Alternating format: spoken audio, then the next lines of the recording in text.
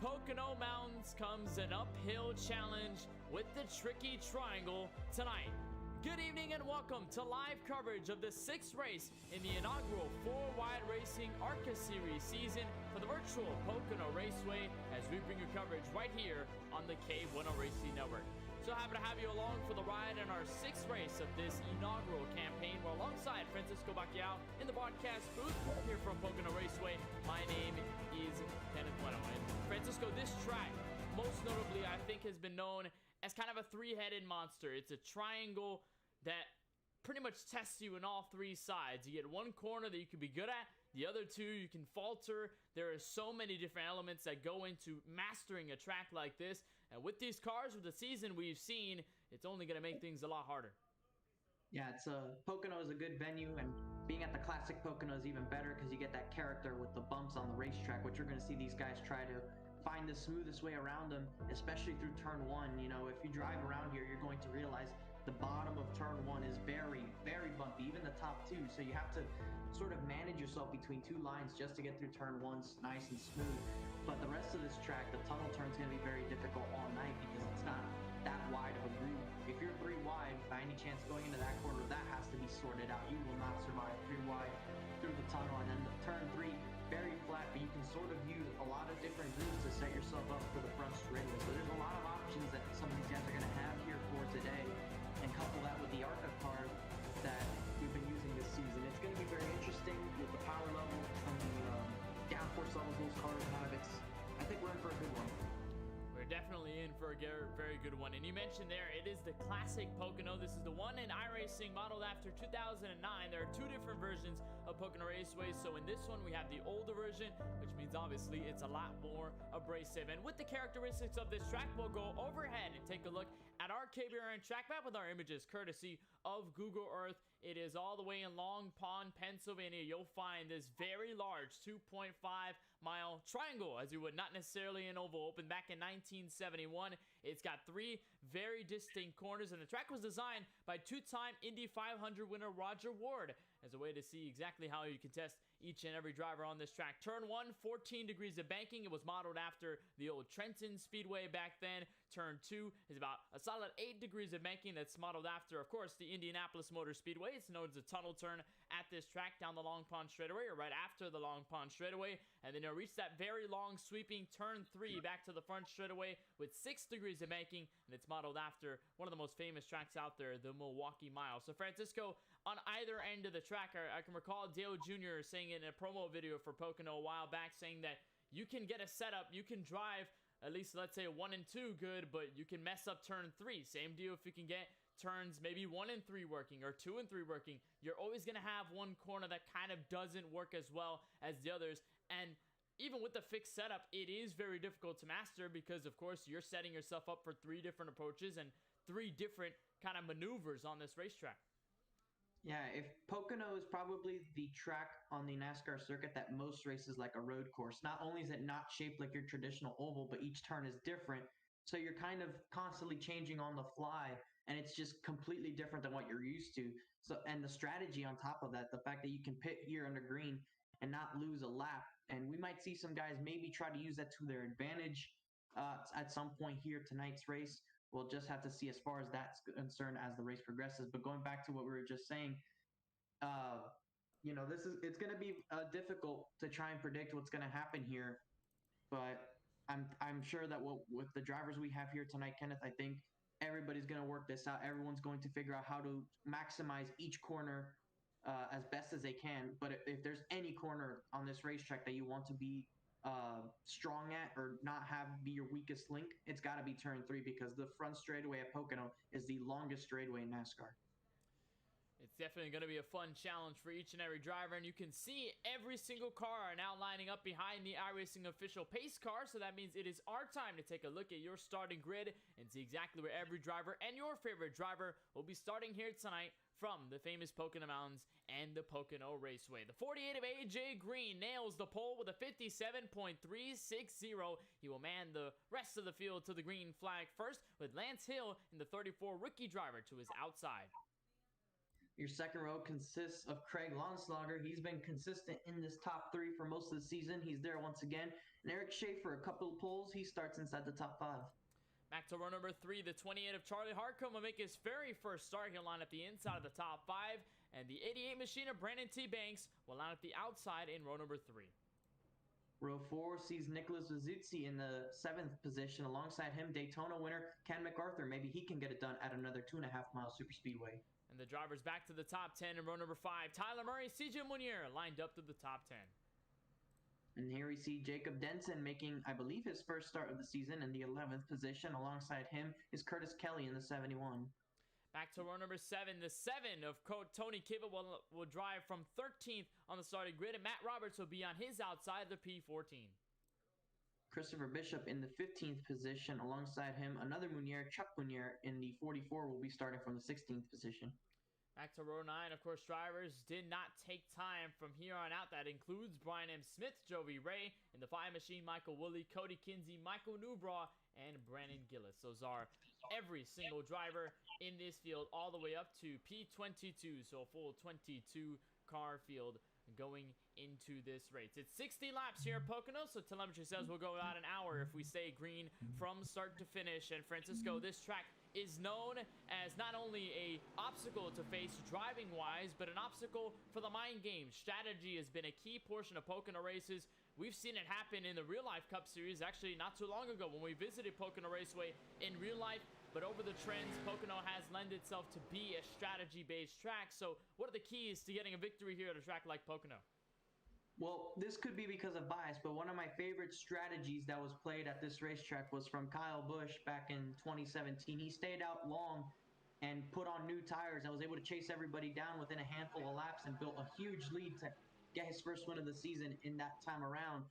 And since then, with the different packages, of course, and the different tires that they have brought to the racetrack, there's not been that much tire wear, but we will see tire wear here. So maybe a strategy of going long, putting on tires on later to have them on for the latter part of the race, it might be useful to somebody here. But of course, to try and make that work, you need to have some sort of track position and have enough tires left on your old set to where you won't lose too much time to where the gain won't matter. I guess you can keep the Kyle Busch train running because he made strategy work at Pocono this season to get his win via a very tumultuous race for him. He was able to walk away with the checkered flag. We're going to see who's going to walk away with the checkered flag here tonight as the field wounds up out of turn number 3. It'll be the 48 of AJ Green, the 34 of Lance Hill to lead us to the green flag from row number 1. Pace car is down, and we are ARCA Racing from Pocono.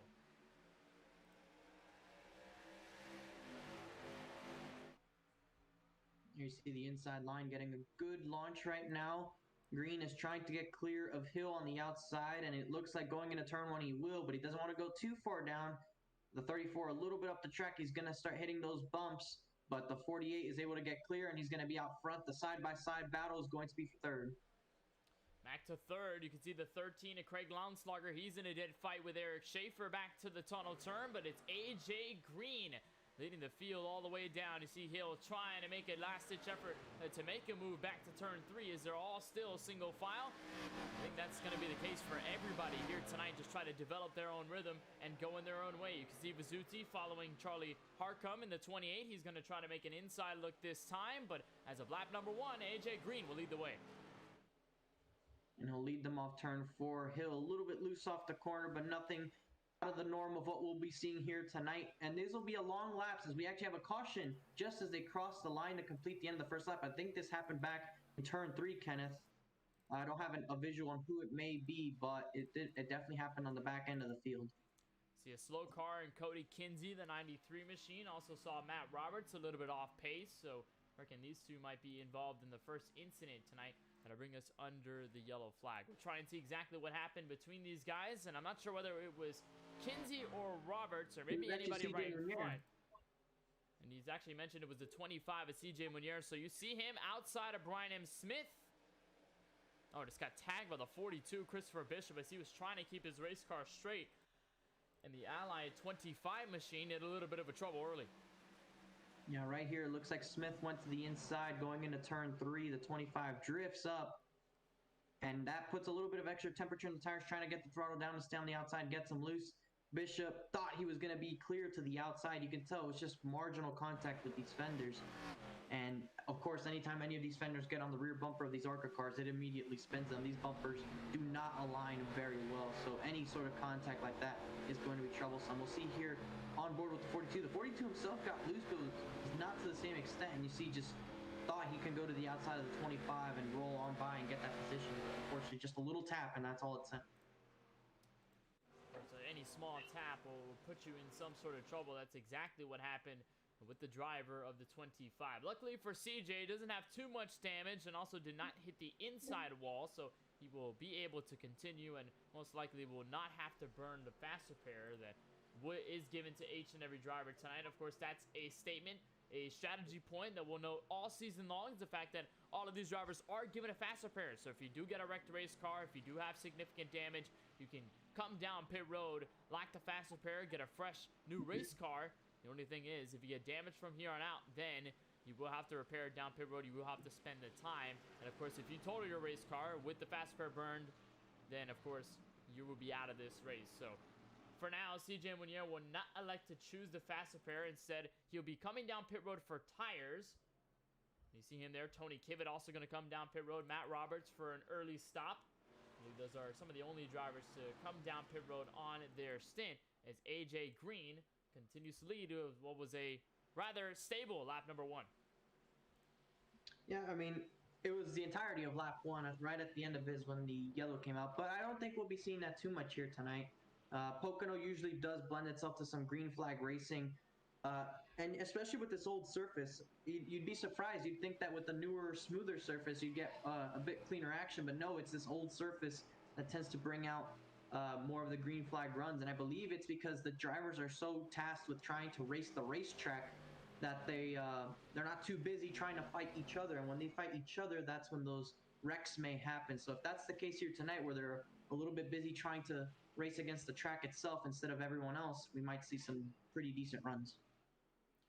And we'll see the runs built up over the course of the race, and that plays into sort of the having a good corner and then having a bad corner here at Pocono Raceway, is that you can build up a very substantial run out of one corner if you do so well, and the other driver doesn't do as efficiently, and then you can take advantage. A lot of high-speed corners, and I figure, Francisco, as a driver, you have to find setups here at this track to make passes. I mean, turn 1, probably the most obvious choice of passing because you're down a very long straightaway to the start-finish line, and then you're going to be braking just a little bit going into turn 1, where it's rather banked that there's a good amount of space. But turn 2, the tunnel turn, figure you may want to avoid as a driver because it gets so tight. Kind of feels like a chicane in some ways, where you don't really want to be fighting with another driver and you really want to be single file. So we're going to see drivers experiment with that as the night progresses as well.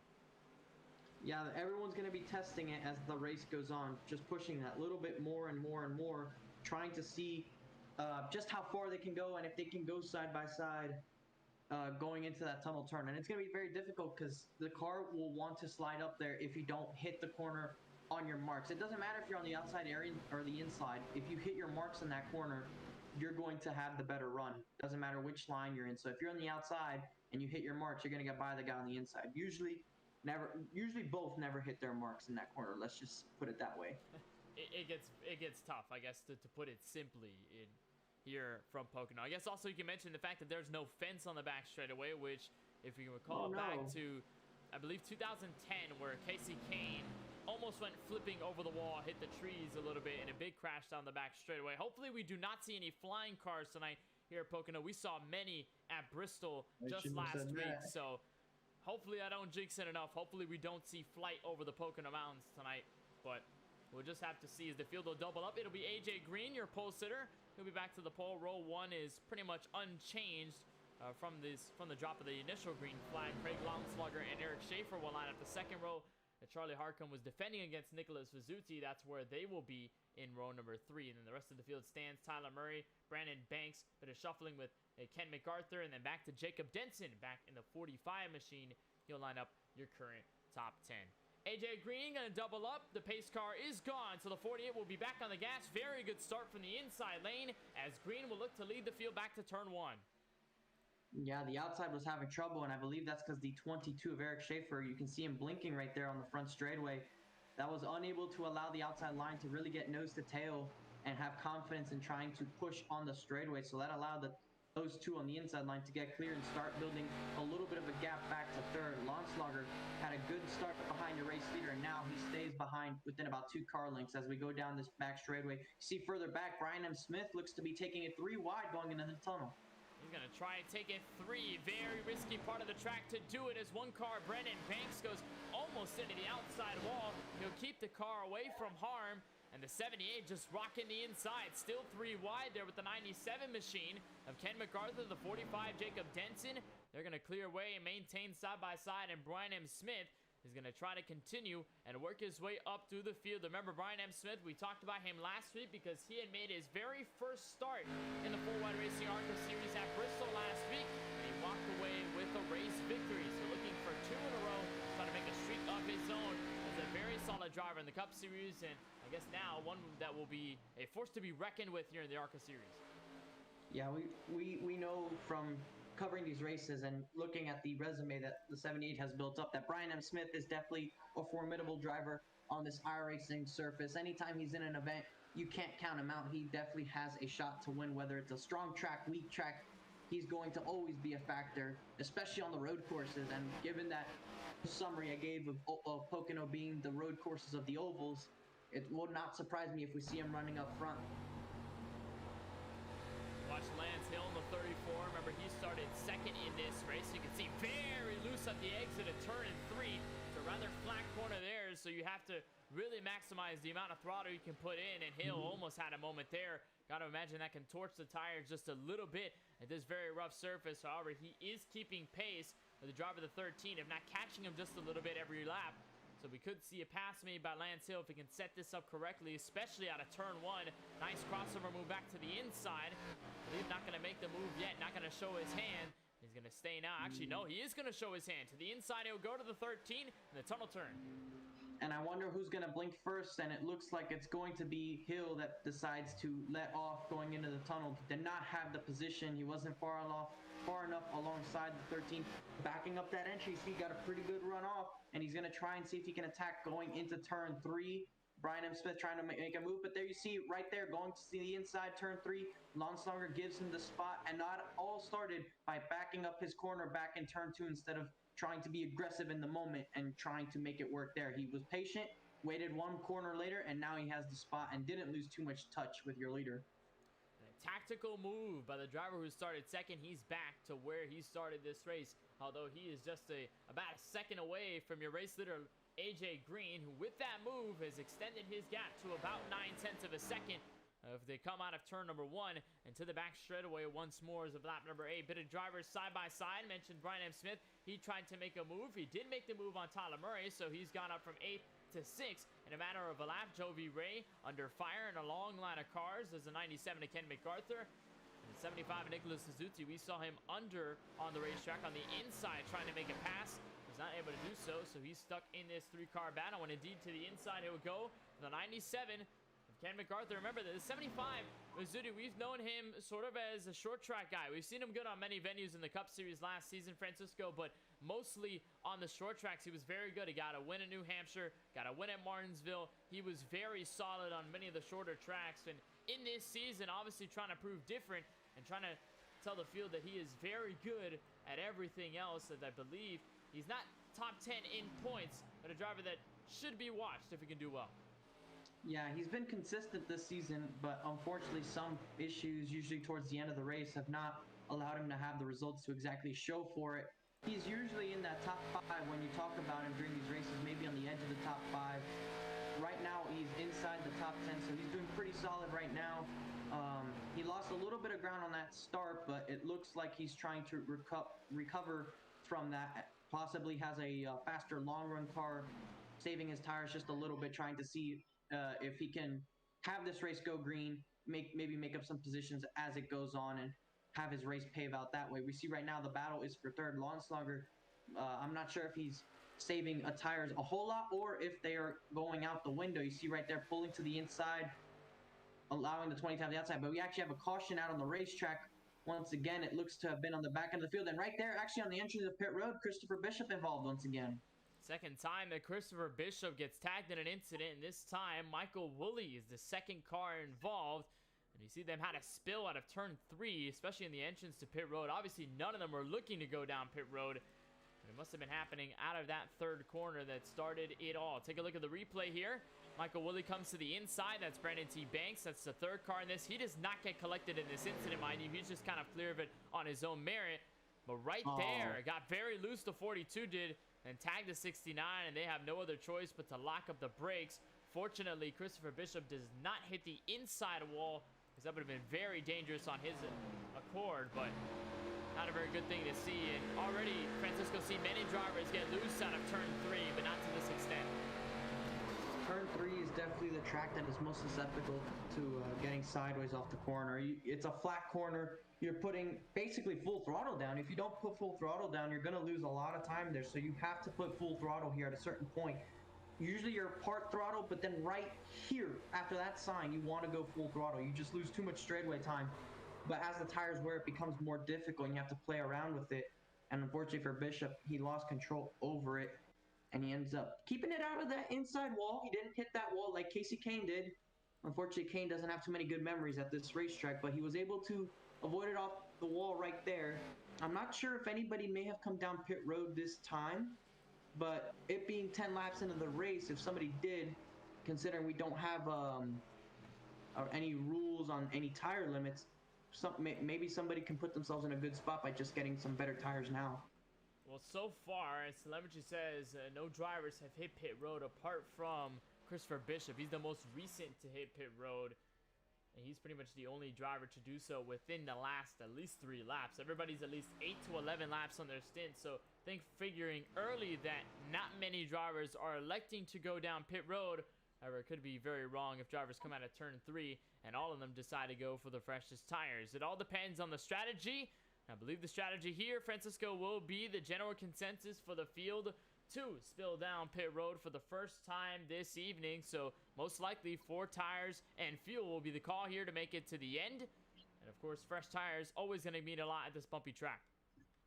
I figured that'd be the case, considering that a fuel run here is most likely going to be about 25 laps, which is about a third when you consider of what we've ran so far when you consider the caution laps as well. So it's up there in terms of how long that run was, and you want to maybe play some strategy. If you pit now, as we see somebody either missed their stall or did something different, but I believe that was Bishop right there that's coming off pit road. But regardless of that, Kenneth, those who pitted just now, they have a pretty decent chance at maybe making this a one-stop race, as actually that was the 45, as you saw on the screen of Denson. He actually did fuel only, I think. Denson will see exactly what the stop is. Actually, he did not pit at all, so I believe he may have missed his pit stall on the way in. He's going to lose a lot of track position out of that. So theoretically, it is AJ Green who wins the race off pit road. Everybody so far did elect for 4 tires and fuel around the 14 to 15 second range in pit stops, but it's Charlie Harcum with a nice move. Lance Hill actually drops 2 spots on the racetrack via pit road, so both Smith and Charlie Harcum being able to kind of slash away the advantage that Lance Hill had to start this race, and now they're going to be able to line up the first 2 rows. I think AJ Green's looking at that black 78 and just hears the Jaws theme. Da-da. Maybe on the way. Remember, he's got a Jimmy Johnson car, so hopefully the success can tailor off to him. However, AJ will be, I believe, leading this race unless Denson does not decide to pit here. I believe he's looking to do so, so I believe we will have AJ Green back to leading this race. There's Michael Woolley, one of the lap cars due to the incident. Indeed, back to AJ Green. We'll have the setup as follows. It'll be AJ Green, Charlie Harcum, Brian Smith, Lance Hill to the top 5. Craig Lonsberger, we saw him running in 3rd. Actually lost a couple of spots due to tire wear. He's back up to P6. As a result, he's going to be behind Lance Hill and running up the outside of row number 3. So I believe pace car lights are off. Indeed they are, so we'll go at least doubled up all the way back to turn 3. We'll come back to Green Flag Racing on lap 14 of 60. So a rather long way to go. Just a reminder that if you're watching this broadcast tonight, the 4-Wide Racing ARCA series, and you want to join the conversation, well, you can do so using hashtag AskKBueno. You can put a question followed by that hashtag AskKBueno, but we sure to answer it to the best of our abilities, and of course, we'll answer to it as fast as possible. That's hashtag AskKBueno for anything you want to know. So it is still pole sitter AJ Green at the front. Francisco, very big change through this field. So how do we expect guys like Charlie Harcum and Brian M. Smith to take attack of this?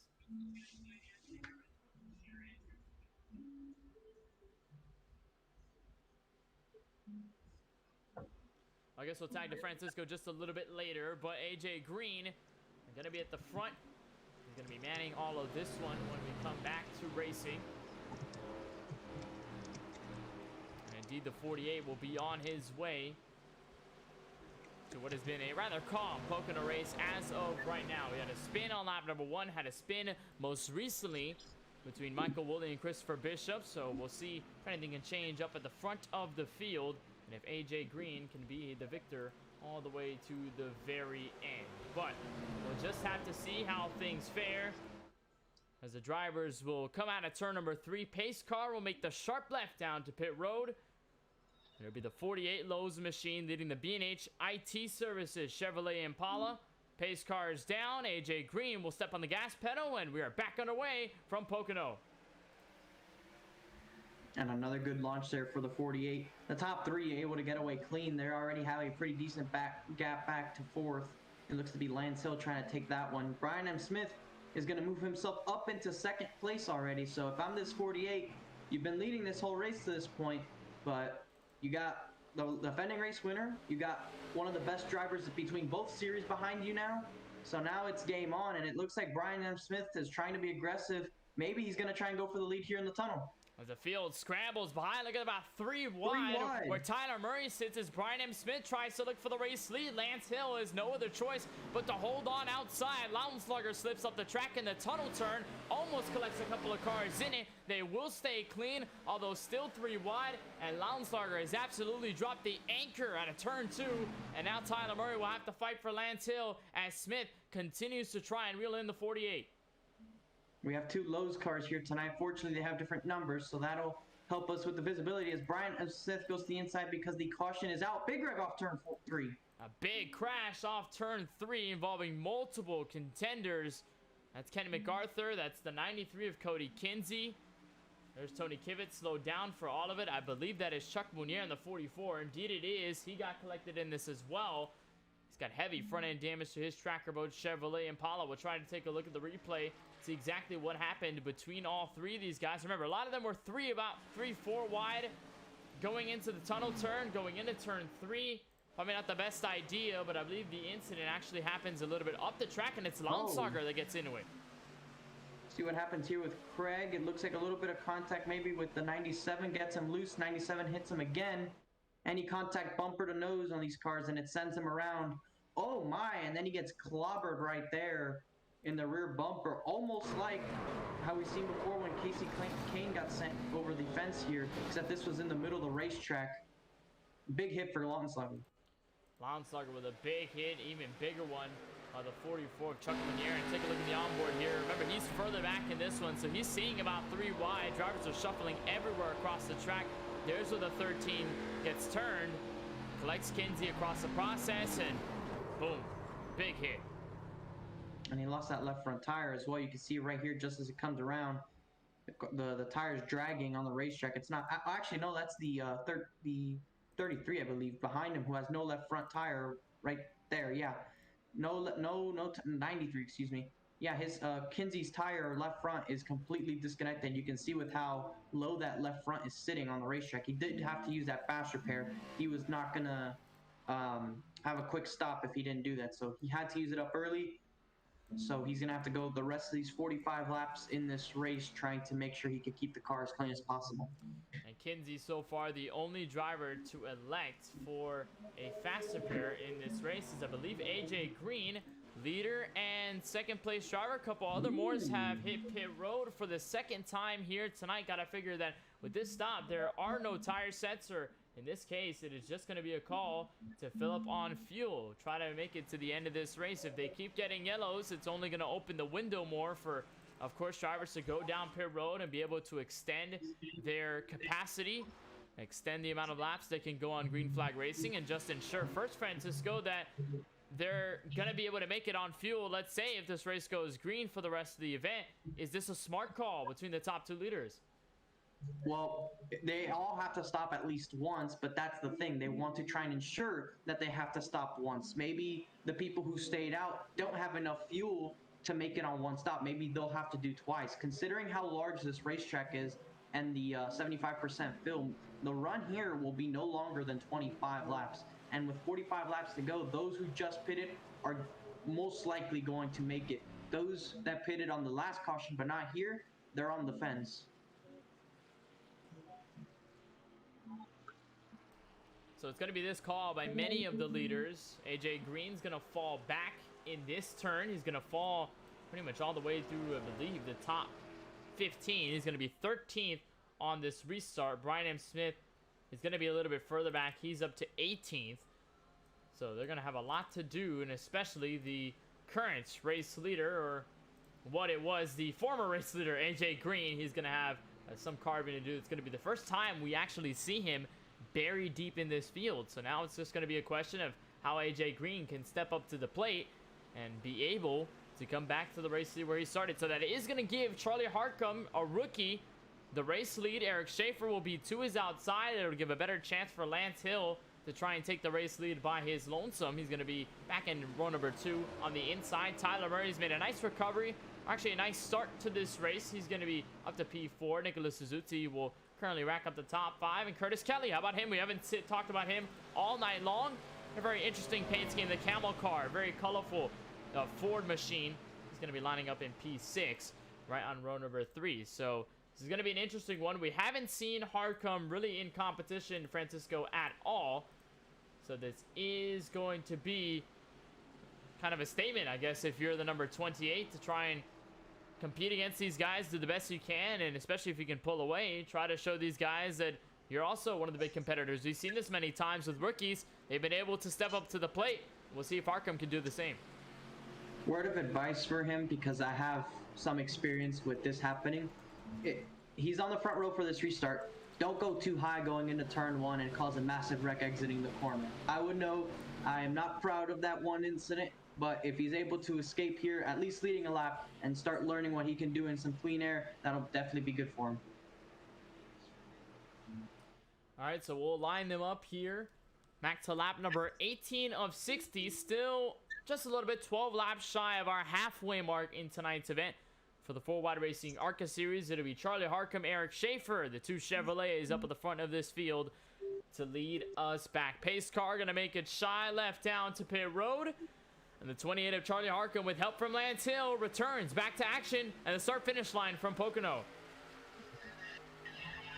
And a good initial launch there for him, but the outside seems to have a bit more cars closer together, as actually the yellow flag is back out once again. Yellow flag displayed. We'll try to look at it. Is Cody Kinsey again collected in something, I believe maybe a spin. Doesn't seem to be any damage on the car that just got a fast repair not too long ago. And we'll see exactly what happens. It may be just a solo car incident. So this is coming to the green flag. This is right about... if they stacked up. There might have been a stack up here. It doesn't look to be it right now. Everybody's okay for the restart. 93 tries to go up the gas right there. Kind of collected like dominoes, and Lounslogger goes hard into the inside wall. Kinsey goes spinning, although he hits nothing. But it's that bit of contact right there, Francisco. Drivers trying to anticipate when to go green flag racing. It's Ken MacArthur that kind of checks up and stacks this up a little bit. Yeah, usually people leave a gap for the car in front and try to go a little bit earlier, and when they don't go, you have to check up, and sometimes the memo doesn't go far back enough. And these two were just involved in the caution prior to this, so unfortunate for them to have some damage on their race cars again. Doesn't look to be severe damage, but it's not going to be exactly what a clean race car is, so that's not exactly ideal for their races. But the 28 able to lead some laps here, even though it's under caution, but it does buy him some time and maybe even some some sort of advantage, I guess you can say, against those that had pitted under this previous caution, because it'll mitigate a little bit the effects of the difference in tires. It wasn't that much to begin with, but especially now with just launching, I think these tires should be close to equal.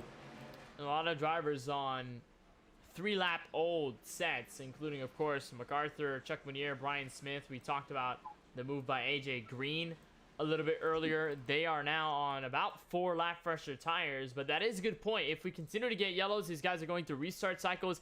It is going to start to even out a little bit, so the advantage that you thought you had to start is kind of going to float away little by little, and then all of a sudden you're probably going to be either on the same footing as these guys on older tires, or you could be a little bit worse depending on how things go. But as of right now, we're going to remain under the yellow flag in our first quarter of this race. There's Michael Woolley coming out of pit road. He has not burned a fast repair, so there's still heavy damage to the right side of his race car.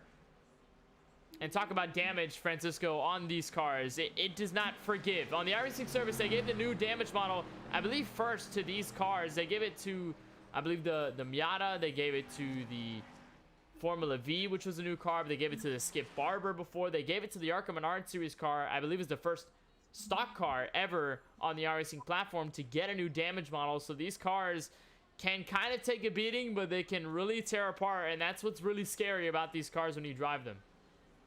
Yeah, I mean, and from being inside the race car and seeing the hood fly off, the tire going and disconnecting from where you sit on the race car, seeing all this different sort of damage, it's definitely weird. And especially if you have to drive without a tire. I mean, on iRacing before when they had the previous damage models, you never had to wonder what it was like to drive the car without a physical tire sitting there with the front or rear scraping the racetrack. But now that actually does happen if you lose a tire, or in the case of Cody Kinsey, we saw in that big wreck, if the tire becomes dislodged and now it's just bent sideways sitting there and the car is still scraping the ground. We can actually see stuff like that happen now, and it's very interesting. And it also makes you wonder what iRacing's intentions are as far as adding it to maybe any different sort of race cars. I remember they tried to add it to the Cup Series car, the current Gen 6 car, a while back, and I know people weren't necessarily happy with it. I believe it was a beta test. It was somewhat of an early form of the new damage model. People did not really like it on the service, so they rescinded it. It's to a current damage model, and I believe as of now, no other stock cars except the ARCA Menard Series Chevrolet Impala, which is these cars right now you're seeing on screen, and the 1987 Monte Carlos and Ford Thunderbirds. They're the only stock cars in the service to have a new damage model. So as of right now, the Cup Series cars don't have them. The old legacy cars don't have them. The street stocks do. Oh, the street stocks do as well. But if you're talking about NASCAR competition, then street stocks would be excluded. So it would be the Cup Series, Xfinity Series trucks. They do not have any sort of new damage model. They currently still stand with the regular damage model that's used on iRacing. That's kind of the risk, but maybe a challenge that a lot of these drivers like Francisco as competitors for the ARCA car. If it's very delicate, if it can get damaged easily, then hey, it's a challenge to not beat the car up. Be very clean in each and every race and try to be as clean and tidy as possible on the racetrack. And as of today, so far, a couple of guys with issues, but for the most part, a lot of these guys have been able to maintain clean, and we'll see if we can get some green racing from here on out as we reach about 10 laps to go until the halfway mark. So it is still an unchanged couple of rows. Charlie Harcum will again lead us back under green. Had a good start to turn one. We'll see if he can replicate that. Maybe some help from the 34 if so inclined. Eric Schaefer in the 22 will be to his outside in his Miller High Life Chevy, and they'll be on the way back to the green flag, which we will see at lap number 22. So far, everybody but one car is on the lead lap. We'll see if we can continue a rather clean but partially chaotic race from the Tricky Triangle. Pace car will make the left back down to pit road, and Charlie Harcum will be back on the gas, back up the gears, or back under green, and a very decent start by the 28, which will set him nicely to turn one. Good start for him. And again, the outside just has troubles going with that blinking car of Eric Schaefer leading that line. You see every 2 seconds there as they go into turn one, side by side all over the track. You see the 8 a little bit up the racetrack, but it'll set himself up for the corner exit. A little bit of wiggling going on back and forth. You see everybody trying to find a hole down this Long Pond straightaway, 3 wide further back. They're side by side for second going into turn 2. It looks like the 34 is going to back off and allow Schaefer to have the spot. But right now, it's all Harcum. Harcum still leading. You see a couple drivers side by side, and Schaefer tagged the outside wall. Going to give the advantage here to Lance Hill. He's going to make the space work on the outside. And now the 34 will try to take this away. Use the inside on Craig Launslager earlier in the race. And he's going to try to use the outside of turn 3 as he almost about wads up the race car. Got it very loose at the exit of turn 3. But he will be okay. Maintain himself side by side. And for the moment, Lance Hill will move into P2. It was a good move by him. We saw how loose he got, but the 22 also got loose. But more crucially, later onto the straightaway. So he lost all that straightaway momentum. As here we see 3 wide. Look at this, almost 4 wide, peeking to the inside for a second was the 48. They sort this out. Remember, these guys have slightly better tires, and they're trying to see if they can make some good work of it early on in this run before they equal out. Well, these guys have been absolutely marching to the front of this field. They do have the fresh tires, Francisco. You mentioned it there, so that is going to help them, and they've already cut through a couple of cars. It's now this kind of pack up here to about P5, where Tyler Murray sits, the 4th place car of Curtis Kelly. They're about side by side for position, so it's only going to get tougher for the guys on the fresh rubber to get by. As the 71 way loose, a big bobble out of turn 3. They're going to be about 3 wide as Jacob Denson's going to have the big help from the 48 and the 78 as they come back to turn number 1. Kelly going to lose all of this momentum. And look at this, Brian M. Smith considering 4 wide going into turn 1 all the way on the inside, and they are 4 wide. They're not going to avoid this one, are they? A little bit of contact with AJ Green up there, you see with the 71. They somehow make this work as they still 4 wide. How did they make this work? Kelly was right in the middle, almost got tagged by the 48, and now he's going to build the run of his own as Smith almost looked turn 2 rather, 3 wide. Under Kelly and the 5 of Joey Ray, they're going to maintain themselves double. And Smith is going to continue to be as aggressive as possible to gain every sort of advantage on the racetrack. He'll go to the inside of the 5 machine, try to tag along the 71 as well on the entrance to 3. Well, that was very close, about 4 wide to turn number 1. And that is not the place you want to do it. As Smith again going to go back to the inside. He's going to swing all the way down low, and he's going to make it again 3 wide with AJ Green.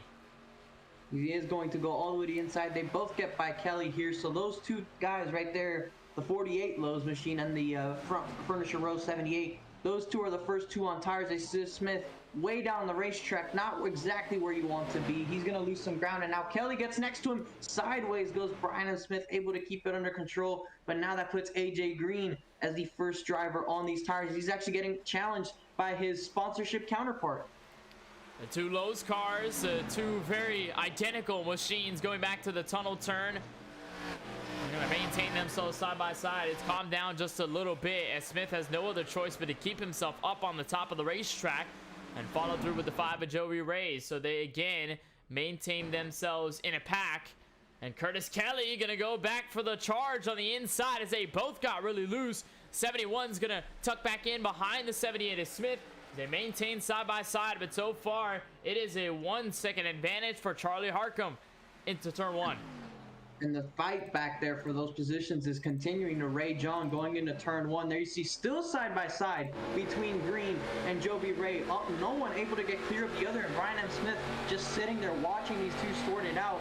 He knows 3 wide is very risky, so he's going to push the 5 to get ahead of the 48. These 2 variant schemes, I'm not sure if the TVA is going to show up during this broadcast and get at least one of them for breaking the sacred timeline. See, right now, 48 continues to dial up the bottom side, and surprisingly enough, a lot of these guys using the banking in the tunnel turn to get advantage off. Of course, turn 1 and 2 have higher banking than turn 3, so you can kind of make the outside, that second line, work a lot more than you would in, let's say, turns 3 and that final corner where it's very flat. And you really want to be on the inside of that white curb, as Green not going to have enough momentum. He's going to have the push slightly from Smith, although Smith is going to decide to make it 3 wide on his own accord and go for the move in turn 1. It continues to get dicey between all 3 of these cars, and I think you mentioned it perfectly, Francisco, a little bit earlier. Because of the yellows, it's kind of allowed the drivers who pitted and have, or should have, the fresh tire advantage not have it as much, and it kind of levels itself down as Smith continues to try and make aggressive moves on the track.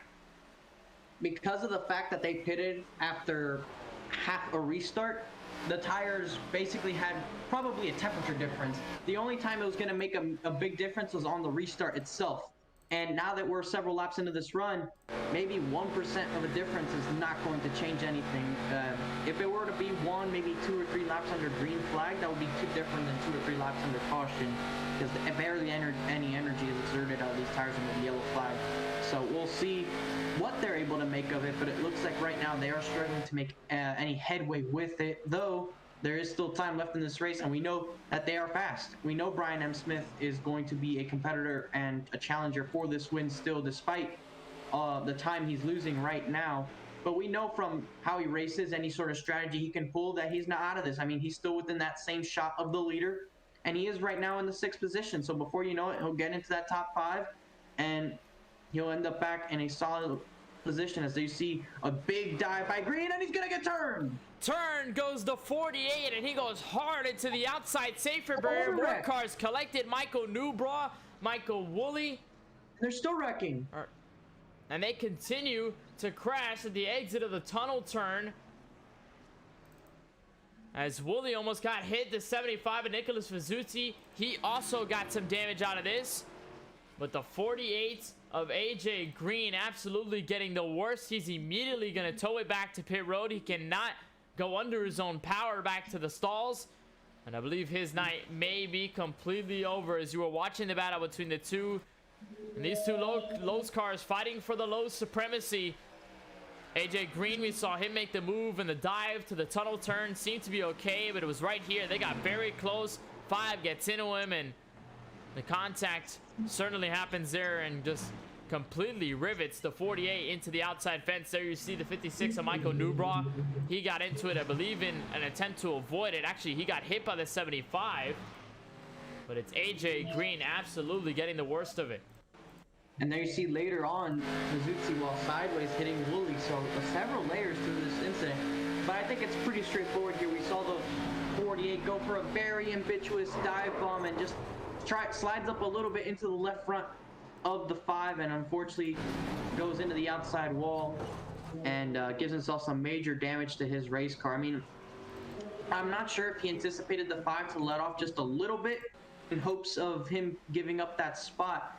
But if the 5 was going to fight that, then that's exactly what led to this cause. Now let's see here.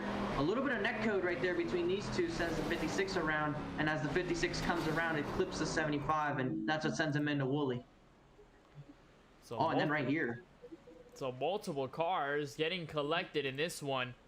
And an absolute slam for AJ Green that most likely will take him out of contention. He did burn the faster pair, so we'll hope to see him back on the track, but I believe he has pulled it down to the garage, so his night is over as the field will come down pit road for yet again another caution flag, a lap 30 of 60 at about our halfway mark. So we'll see if anybody takes any dashes for the pit road strategy, but as of right now seems to be rather stable. There's Craig Launslager. He's one of the last guys to hit pit road. It's going to be 4 fresh tires and fuel. Gonna try to make it the last 30 for the end of this race. What a move by Tyler Murray to move up to second. And a nice job down pit road. Rather quick stop for the driver of the 8 machine, rather a 14-second stop. And for the driver, the 34, again, very sluggish. He's gonna roll out the box 6th. And that puts Brian M. Smith inside the top 5. Equal tires, a little bit better of a restart track position, so this 78 still not out of the woods just yet. We are halfway into this race. Still at least one pit stop to go before we go to the checkered flag. Whether that pit stop comes under yellow or under green, it is definitely going to be bound to happen at some point, just a matter of when. So Harcum gonna have the advantage out of pit road, and the rookie will try to continue and lead this race. We'll take a short side-by-side break, but you won't miss a thing from the virtual Pocono Raceway as we continue coverage of our 6th race of the inaugural 4-Ride Racing ARCA Series. Harcum still in the lead over Tyler Murray and Jacob Denson.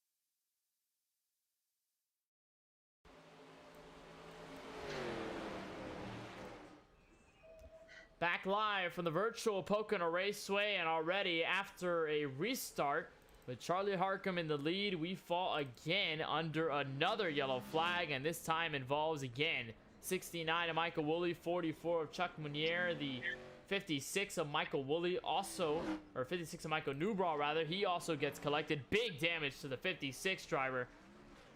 And he's going to have to most likely get a fast repair. He has not burned it all night long. And it was a big splash of contact out of turn number 1. And it was actually involving more drivers. Francisco Jovi Ray got collected in this one first. Remember, he had tagged the 48 of AJ Green before all of this. And he gets hit by Matt Roberts at the entrance of turn 1. Goes right at the track. Eric Schaefer, Cody Kinsey, Michael Newbraw. Look at the 44 and then 69 go right into it as Cody Kinsey goes up on his lid. Luckily lands back on all 4 wheels, but an absolute mess at the banking of turn 1.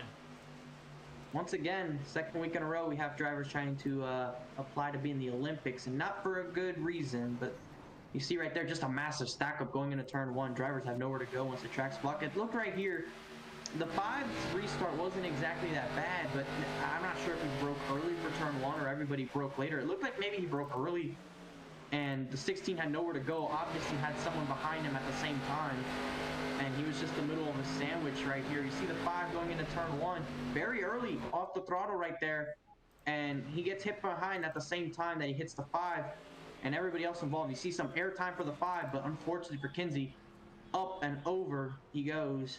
And this is the 3rd straight event we've covered with a car on its side or on its roof. And remember, Cody Kinsey had burned off the fast repair earlier tonight, so all this damage is just going to have to be repaired down pit road. It's the first flip ever seen at Pocono Raceway, I think, in my time covering broadcasts and on the sim at this very venue. So the 93 will ship down pit road, hopefully get some of the damage repair fixed.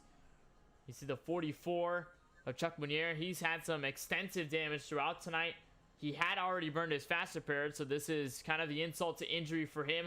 And a couple of drivers who are out of this race already. Jovi Ray with that contact, he's gone out of this race. Brian M. Smith, he was not collected in this incident, although he has decided to also leave the event, and he will be out of this race as well. We talked about AJ Green, his hard hit to the outside wall on his toe to pit road. He also decided to push it behind the garage, so he is done for the night. Couple of cars and a couple of heavy hitters, Francisco, already out early, and you think at Pocono you kind of race it like a road course. A lot of separation could happen, but we have yet to see a solid green flag run. Yeah, I mean, it's just been very difficult. These restarts with have been very insane. People have been trying to be very aggressive, and usually that aggressivity is what leads to these wrecks, and we're seeing that. It's not really exactly self-car incidents. It's usually A and B start an incident together, and that's what it ends up coming to, and others get involved. I hope we can see some of these guys try and scale it down in the second half of this race. Maybe the reduced field will help that, but unfortunately we've lost a lot. The likes of Brian M. Smith was probably not exactly ecstatic about the yellow flag situation. So we saw him do this last season as well. I believe in the Cup race, he under a caution came out, and when there was a series of yellows, he pulled it over. And astonishingly, actually, that was a time I believe he did flip, Kenneth. That was the only time just before today that you saw a car flip in Pocono. It was Brian M. Smith at this exact layout of Pocono in the Cup Series last season, just before he retired from the race.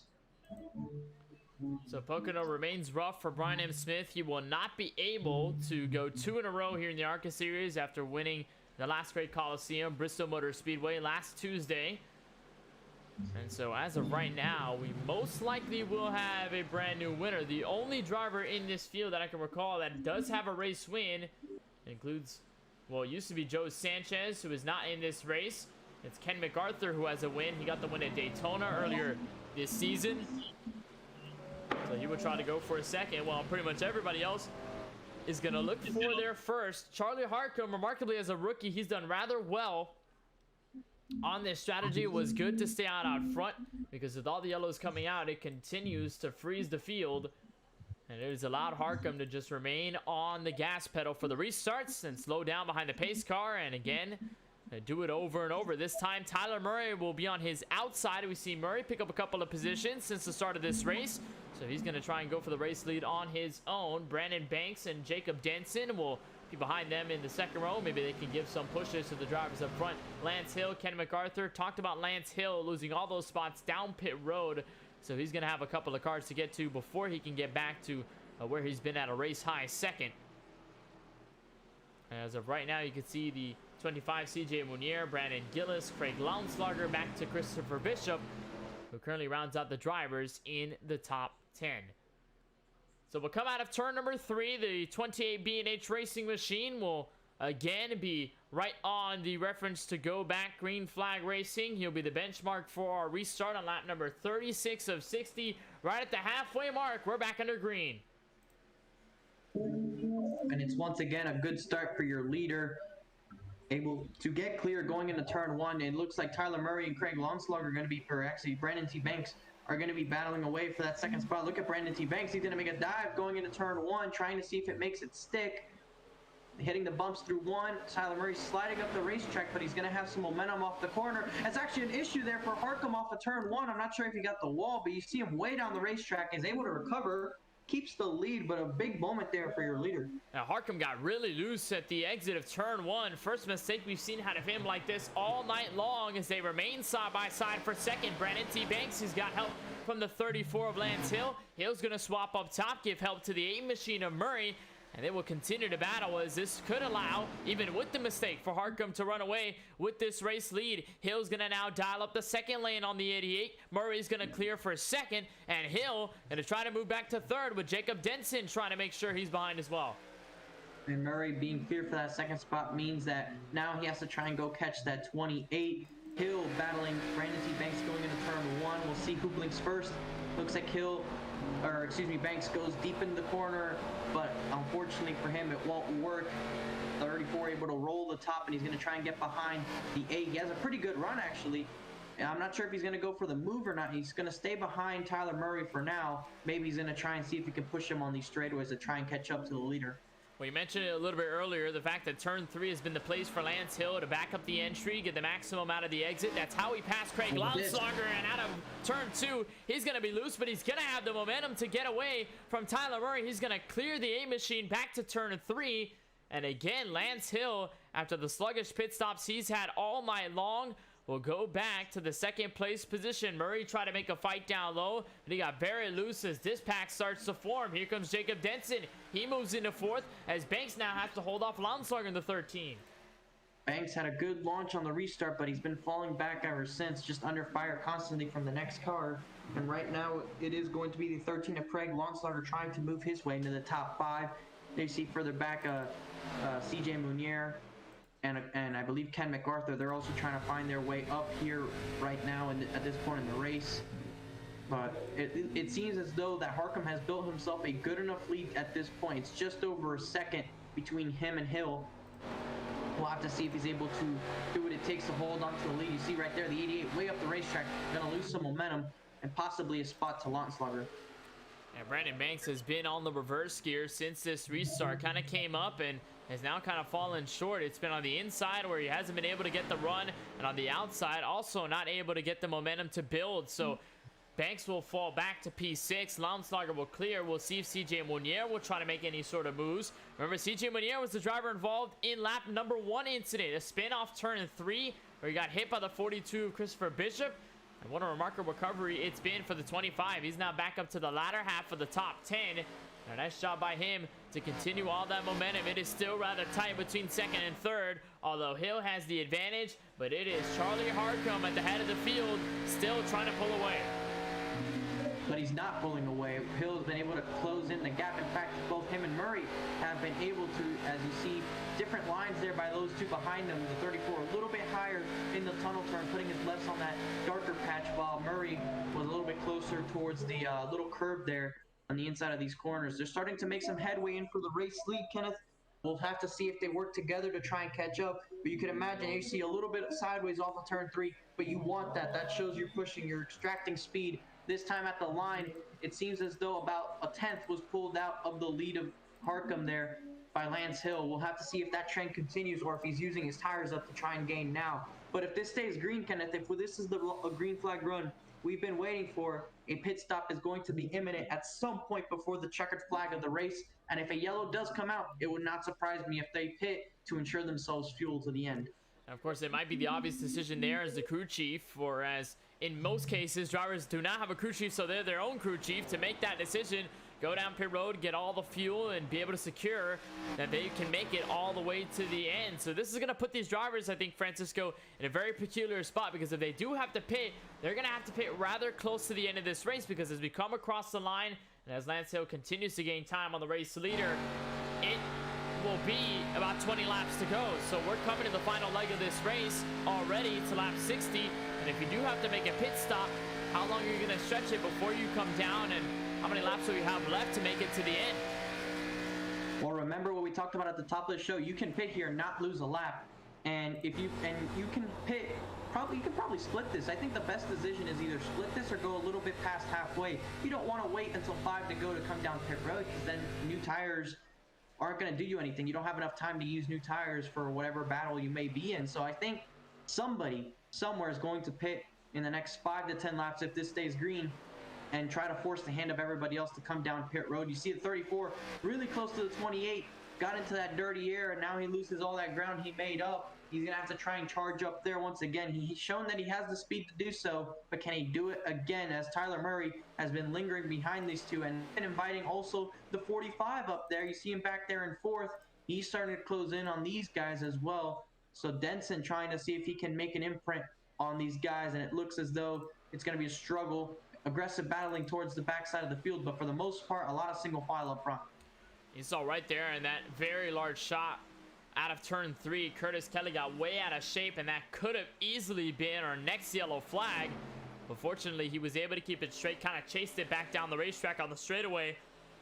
And way tight out of turn 1. Hopefully not going to hit the outside wall, but he's going to lose a lot of time. Here comes a 16 of Matt Roberts. Here comes a 97 of Ken MacArthur. 71 is going to tag the outside wall. He's going to try to keep himself out of harm's way, and almost wobbles the car back into a wrong direction. But Curtis Kelly has not had a lot of fun with his race car, and it is getting awfully wild for the driver of the 71. I think he's just hoping for the end of this race, and at this point, lap 42, coming to lap 43 now. That's 18 laps to go. If this does stay green, that should be around 18 minutes with these ARCA cars. And on top of the fact that they may have to do a pit stop, it could take easily just the same amount of minutes as it does laps. Right now, the The gap is 0.8 between the top two. Looks like Harcum is able to pull away. Maybe those two in second and third have used up their tires a bit, because this 45 has sort of maintained the gap to the leader, but he is catching up to second and third. It was a nice move for Lance Hill, getting a lot of time up to the first place car, but then all of a sudden just loses all of it. He fell as far, almost about a full second behind Harcum, but now he's picked it up to about 7/10.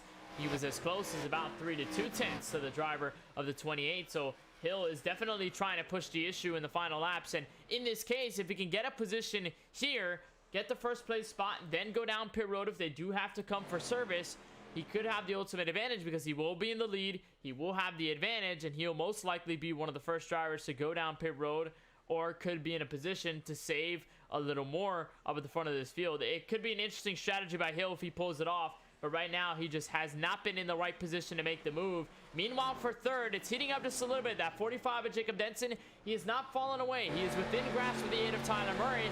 And especially here out of turn one, he's got a nice build up to the long pond straightaway. And the tunnel turn looking right at the Looney Tunes car.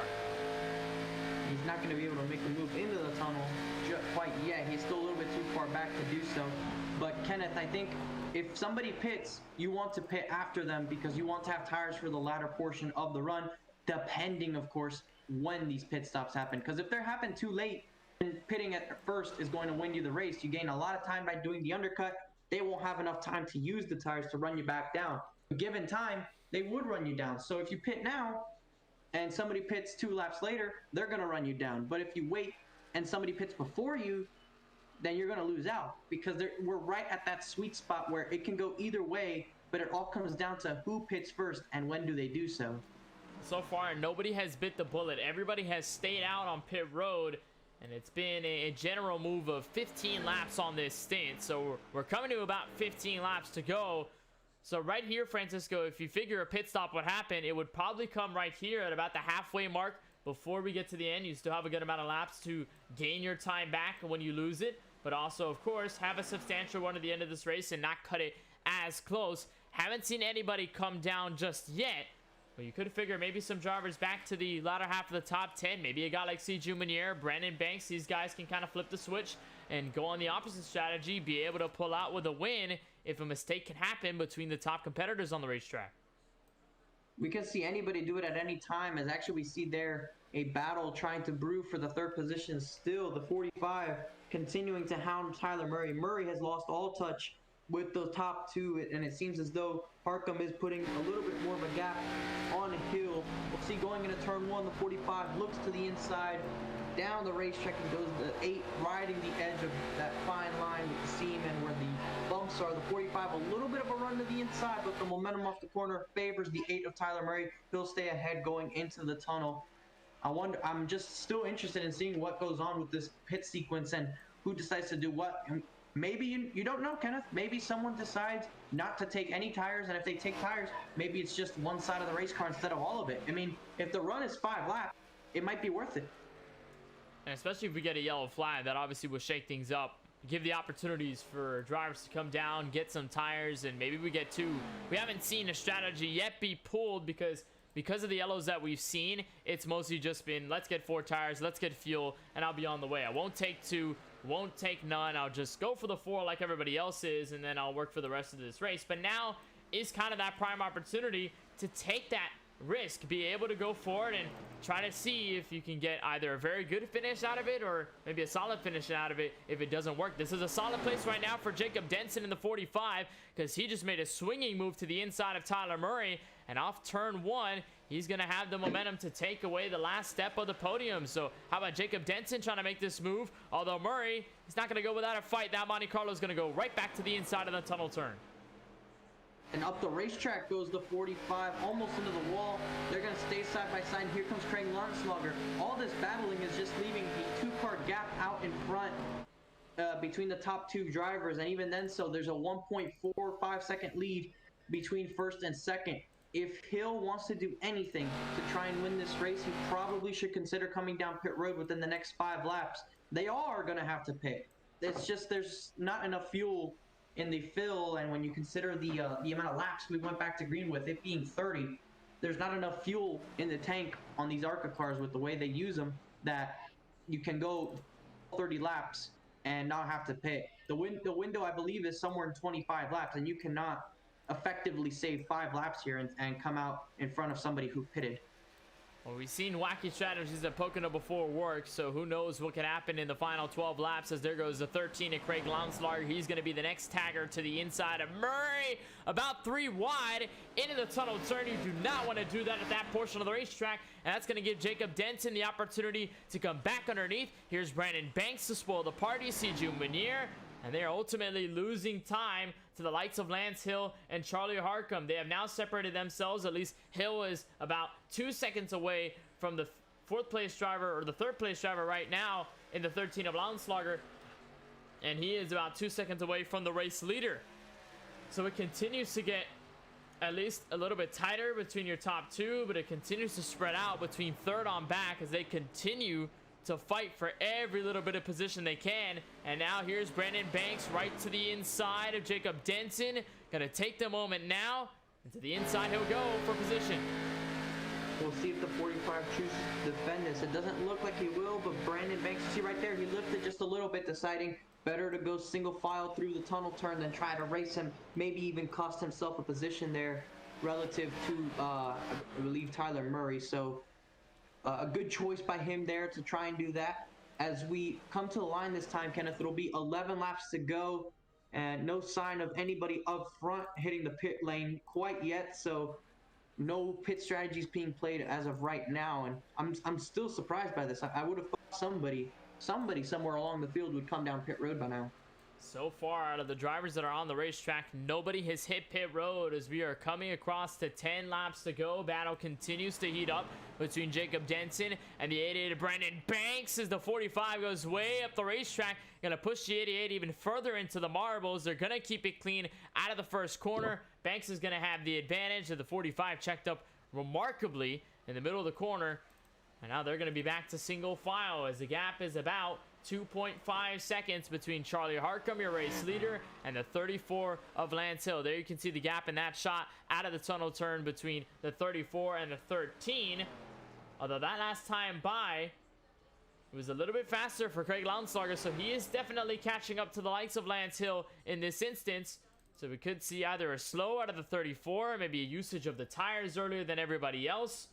Could get very risky. You can see right there, back on board with the 34 of Lance Hill. Here comes the 13 on the way. Yeah, he definitely used a lot of that tire to try and make up that gap in an instant to your race leader. And not only that, but he wasn't able to get by and made a mistake. Tried to chase him down again, and just that much usage on your tires in such a short span of time is really going to put a dent in him. And we're seeing the consequence of that right now, as he's going to be about 3 seconds behind your race leader right now. Launslager has been fast. He's been able to catch up to these guys, and he's put down some quicker lap times. So we'll see what he's able to do once he gets in front of Hill, and maybe even any sort of pit strategy. Again, that's still up in the air. We don't know who's going to do what and when they're going to do it, but what we do know is Launslager's looking to the inside of this 34, trying to see if he can take that second spot away. A little bit of contact there with the curb. That's not exactly going to help the handling of his car, but he's going to exit very close margins between those two off the corner, and it looks like Hill being very aggressive trying to defend the spot. Launslager came into this race as the ARCA Series points leader. He's one of the most consistent drivers. He has yet to pick up a win in this season. Be sure to hopefully look for one here from the Pocono Mountains as he tries to work on the inside of Lance Hill. He's going to wash up the track a little bit in turn 1, and he has yet to find the speed to get around that 34, and it's only gonna further invite the Geico machine of Brandon Banks to maybe spoil the party, maybe take 2 for 1 and go for that second spot. But they are ultimately losing more time now. It's about 3.5 seconds to the race leader Harcum, so if they continue in this fashion, they are not gonna catch Harcum. They're only gonna let him continue to run away as the 13 again continues to peak down low, just has found no success, and Hill has done a nice job defending. Here comes Brandon Banks to the outside to make this move. They're all faster than Hill. It's just Hill is placing his car very perfectly on the racetrack and is not letting anybody get by him, essentially doing a favor for your race leader, allowing him to just grow the lead exponentially. That lap, it was 0.6 of a gain for your race leader. All the time that Launslager and Banks have been gaining on your leader, undone because they cannot get by this 34, but a caution's out. Caution flag waves as Eric Schaefer has spun around at the exit of turn 3. And after all the talk about strategy, with 7 laps to go, the strategy will be no more. And the 22, who is doing well all night long, a little bit of damage to the right rear. And he gets collected in this most recent incident to bring us under yellow. We'll try to see exactly what happened, whether this was contact or whether this was just a solo spin. He was around the 42 and the 93, but indeed here, Francisco, this is just a case of losing the car at the exit of one of the flattest corners on the racetrack and unfortunately not able to keep it straight. Yeah, that's usually as a racer, no one really ever wants to see that. Not just at any point in the race, but usually at this point in the race. I usually hear driver chats, and anytime anything like that happens, it's never pretty for a couple of minutes as everyone understands what happened and why the yellow was thrown at this late in the race. So he's gonna hear it. He's gonna hear it on that one for a little, but now it's up to these guys to have a clean stop, have the right strategy. We still don't know what the right strategy is, but if it were me on this stop, I would definitely want 4 tires and fuel and get to the end of this race. So most likely decision will be 4 tires and fuel. We could see 2 tires be implemented, although that risk has not been employed. And most likely we'll have a restart around, I'd say, 5 and 4 laps to go. So we could have, Francisco, a organic green-white checkered if we stay under yellow that long. Remember, iRacing has implemented recently a rule for tracks 2 miles and over, for the fact that they will only go a couple laps under the yellow flag to minimize the length of caution. So drivers will go down pit road. They'll have the stretch, but then immediately after, we'll see the pace car have its lights off. And obviously, even with admin decision, they can shorten the caution if need be. And we could get to green flag racing a little bit earlier than, let's say, 5 or 4 laps to go. We could have about 6, but I'm thinking 5 to 4 is the exact range. Field is going to come down pit road in the hands of Charlie Harcum.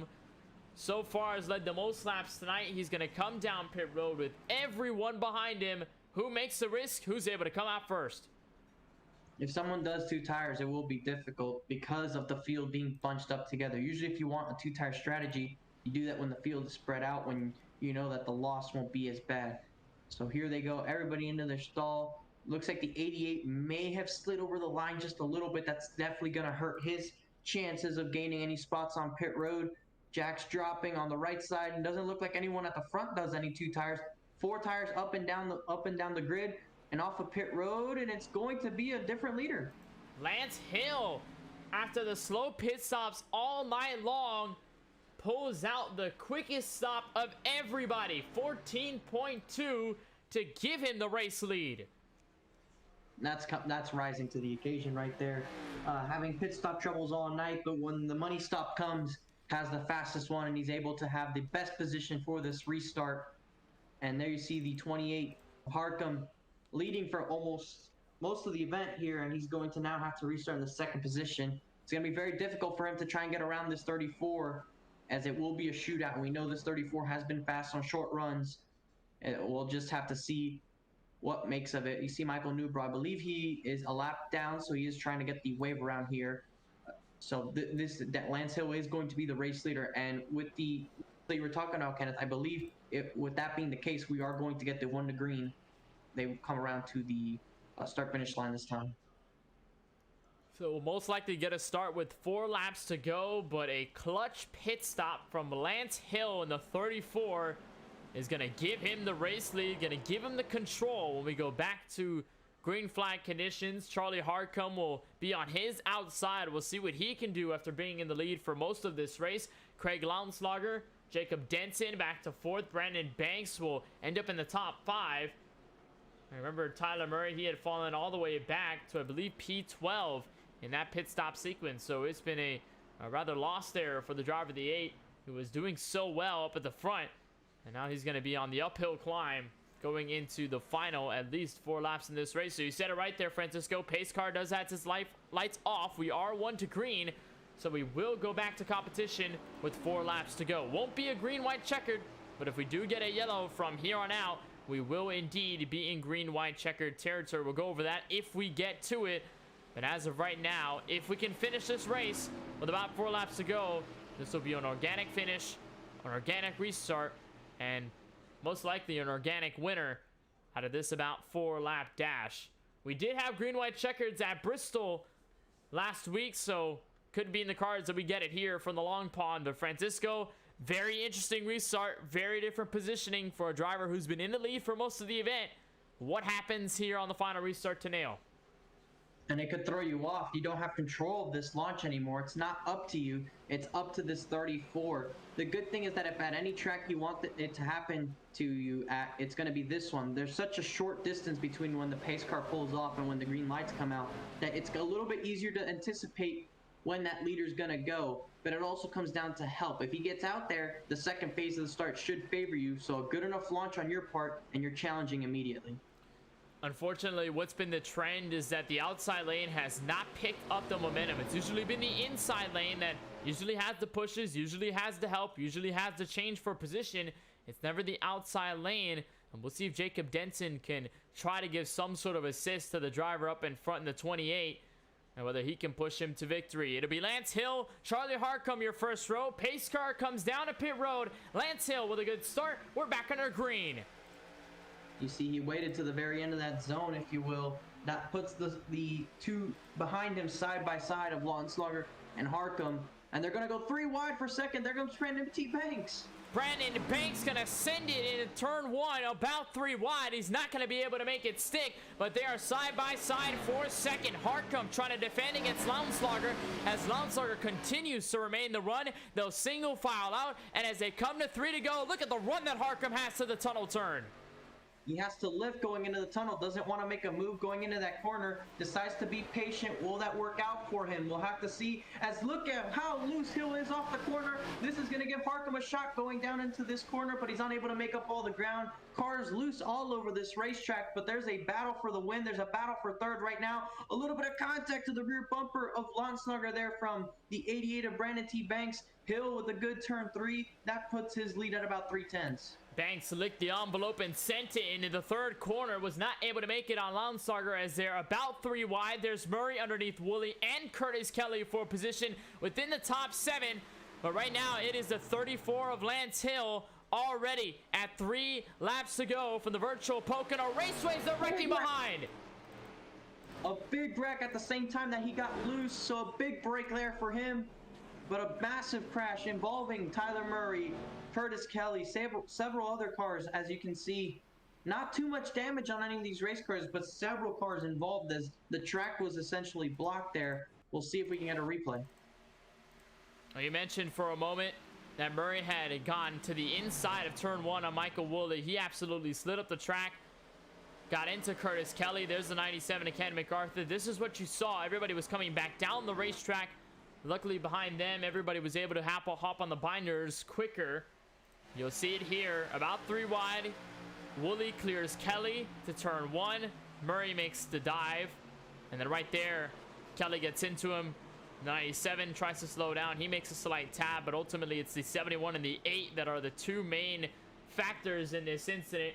And of course, sideways here, Pocono right in the racing surface means a yellow flag displayed on the racetrack. So it will not be an organic finish. We will hop into green, white, checkered territory with Lance Hill in the race lead, but that could have been wildly risky, Francisco, for the 34, because over the past couple laps he had been significantly loose, and Harcum has been able to kind of chip at it every single time. And as soon as we were coming out of the first corner, that 34 was way out of shape, and the 28 could have had a shot to aim for the bullseye, but he was not able to do it. But that's also without mentioning the fact that we saw the 28 have a run a couple of times there, but didn't go for the move quite yet. So now we know that he's at the mercy of this 28. If the 28 wants to go, he'll go. But once again, a restart is going to be in a situation before he can make any sort of move. He has to nail it as good as he did the last one, get clear for second, and then battle between himself and the 34. If he spends too much time fighting away for second through turn 1, he might not have enough time to make up the gap back up to the lead. You don't want to be further back than 3/10 exiting turn one. If you're further back than that, you're going to have a very tough time catching up, barring any mistakes from the leader. So Hill will be still the driver in P1 after that fast pit stop. And we'll maintain under yellow lights. Will remain on the iRacing official pace car. So we'll go one more trip around the 2.5-mile oval, and we will have a green-white checkered. Because we are in green-white checkered territory, we'll explain how it goes. We'll have 3 attempts to finish this race under green flag circumstances. So we'll double them up. With about 2 laps to go, we'll go green with 2 laps to go. And we'll try to race it all the way back to the checkered flag. If a caution does come out before we reach the white flag and before that is displayed, then we'll double them up and do it again. We have 3 opportunities to do it. And if we are not able to go to the white flag in all 3 attempts, then the race will end under yellow. Whoever is the leader will be the eventual winner of the race. However, if we are able to make it to the white flag without incident, then the race will end as follows. They'll race all the way back to the start-finish line, and we'll get a winner out of it. Doesn't matter if they wreck on the way there. Doesn't matter if the entire field gets collected in the big one. Whoever ends up first at the line will win the race. So we've seen green-white checkers all across this series. Cup Series had been notable for having them in the first handful of events. We saw it at Bristol in a chaotic race at the last Great Coliseum, and now following through to Pocono, it's been the same story. Yeah, it seems to be a trend in all the series as of late to have all these late race madness, if you will. And today's going to be no different. We saw it last season at Pocono, and now we're going to see who comes out on top of this one. And it looks like we're definitely going to have a brand new race winner. No TJ Burst once again. No Joe Sanchez in the field. Ryan M. Smith, as we discussed, is out of the race. So we are going to get a different winner.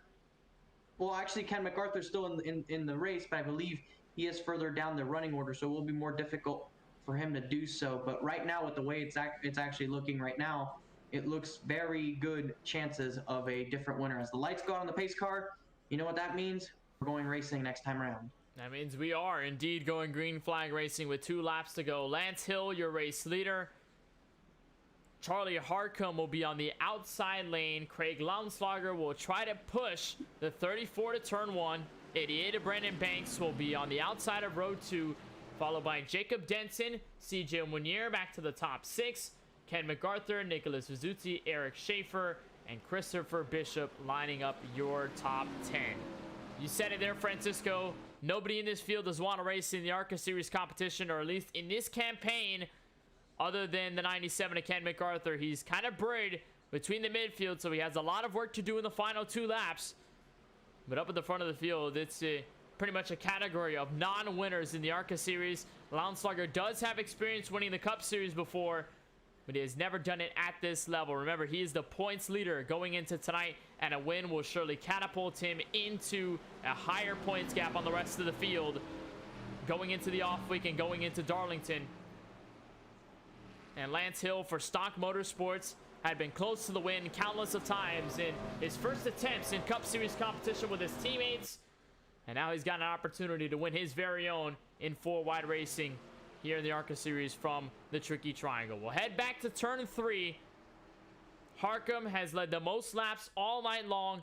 Hill has been notably in second, notoriously in second all throughout this entire race. He started in second. He's been mostly there. He has never been able to catch the leader, but this time he will be the leader. Coming to 2 laps to go. Pace car makes its left down a pit road. The 34 of Lance Hill will grab up the gears, and we will go back underway with 2 laps to go. Once again, he waited for the green lights, and that's all an invitation for the second place driver. That was the discussion at Bristol last week. When you go, and he's going to get turned into the outside wall goes Harcum. He's able to keep it going straight. Several cars avoiding action going into turn 1. No wreck as of yet.